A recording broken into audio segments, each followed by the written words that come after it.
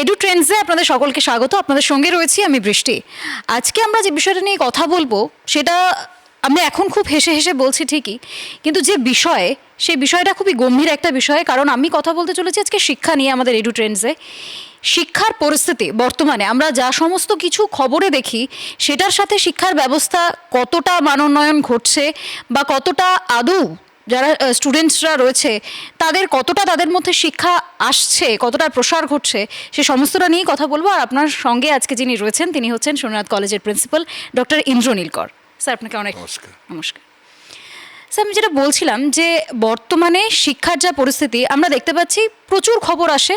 College, যেহেতু আপনি একজন প্রিন্সিপাল, একটা কলেজের বিভিন্ন ধরনের খবর আমরা খবরে সম্প্রচার হতে দেখি, কিন্তু তার সাথে শিক্ষা ব্যবস্থা সেটা কি প্যারালালি চলতে পারছে? মানে পরিস্থিতিটা কি বর্তমানের? পরিস্থিতিটা এমনই যে ছাত্রছাত্রীদের মধ্যে পড়াশুনোর ব্যাপারে ইন্টারেস্টটা অনেকটা কমে গেছে। পার্টিকুলারলি যেটা আমাদের জেনারেল ডিগ্রি কলেজগুলোতে সেখানে একটু কম, কারণ অ্যাডমিশনের ট্রেন্ড কয়েক বছর ধরে যেটা দেখা যাচ্ছে কোভিডের পরে, সেখানে কিন্তু ছাত্রভর্তির সংখ্যাটা অনেক কমে গেছে। আমার কলেজেও সেটা মানে 50% টার্গেট, মানে আমাদের যেটা ক্যাপাসিটি তার থেকে 50%-এর বেশি ভর্তি হয় না। অন্য কলেজে আরও খারাপ।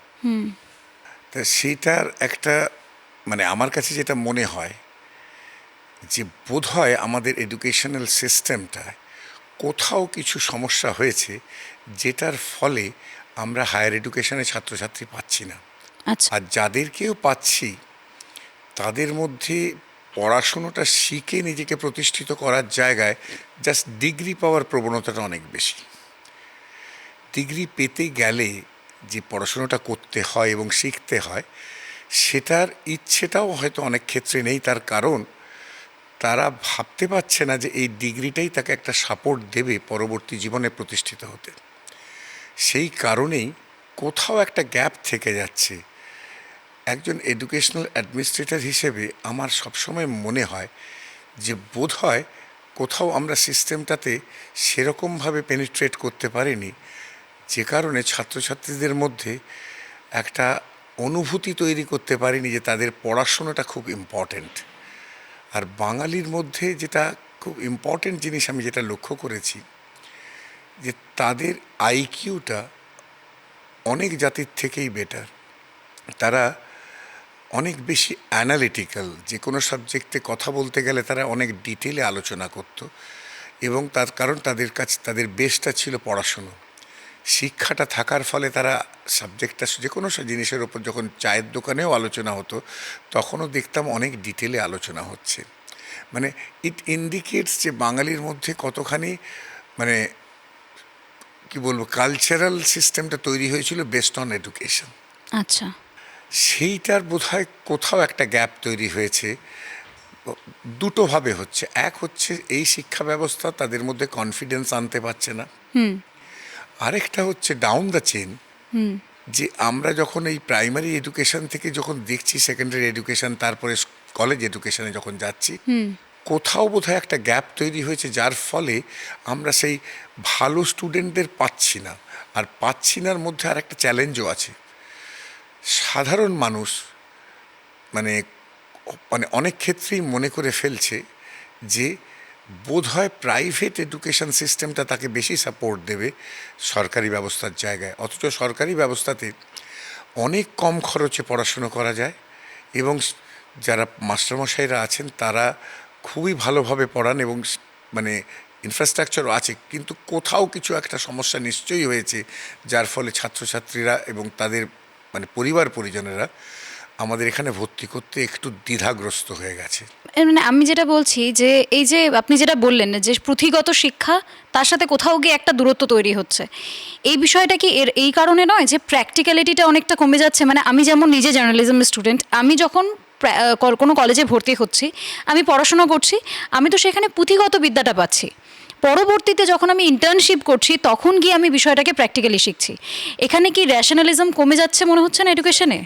আমরা আমরা যদি একটা সাধারণ এক্সাম্পল নিই, ক্লাস 1-এ একটি বাচ্চা ভর্তি হয়েছে এবং ক্লাস 2-তে সে পরের বছর গিয়ে ভর্তি হবে, তাকে আমি কি শেখাতে চাই সেটা কি কোনো লিপিবদ্ধ আছে কোথাও, যে তার এইগুলো থাকা দরকার ক্লাস 2-তে উঠতে গেলে? সে কিন্তু সেটা আমরা কোনো সময় করিনি। আমরা কি করেছি, তাকে কিছু বই দিয়ে দেওয়া হয়েছে, কিছু সিস্টেম দিয়ে দেওয়া হয়েছে এবং তাদেরকে শেখানো হচ্ছে ওইটাই। কিন্তু তারা যে প্র্যাকটিক্যালভাবে যে কাজটা করে শিখবে, সেই হাতে কলমে কাজের ব্যাপারটা হয়নি। যেমন ধরুন, আমি এক্সাম্পল বলি, আমাদের এখন 15 দিনের ইন্টার্নশিপ হয়। সেটা মানে 15 দিনে কোনো ইন্টার্নশিপ করা যায় বলে পার্টিকুলারলি জার্নালিজমে আমি তো মনে করি 6 মাসের একটা ইন্টার্নশিপ দরকার। তা না হলে একটা ছাত্রছাত্রী মানে শিখবে কি করে? 15 দিনে শেখাই যায় না, জাস্ট জায়গাটা বোঝা যায়। সেক্ষেত্রে আমার মনে হচ্ছে যে যারা মানে আমাদের এই এডুকেশন সিস্টেমগুলো মানে পলিসি তৈরি করেন, তাদের একটু চিন্তাভাবনা করার দরকার যে এডুকেশনটা আমাদেরকে সাপোর্ট দিতে পারছে না, কনফিডেন্ট ছাত্র তৈরি করতে পারছে না, সেই এডুকেশন সিস্টেমটা কোথাও নিশ্চয়ই গলদ আছে।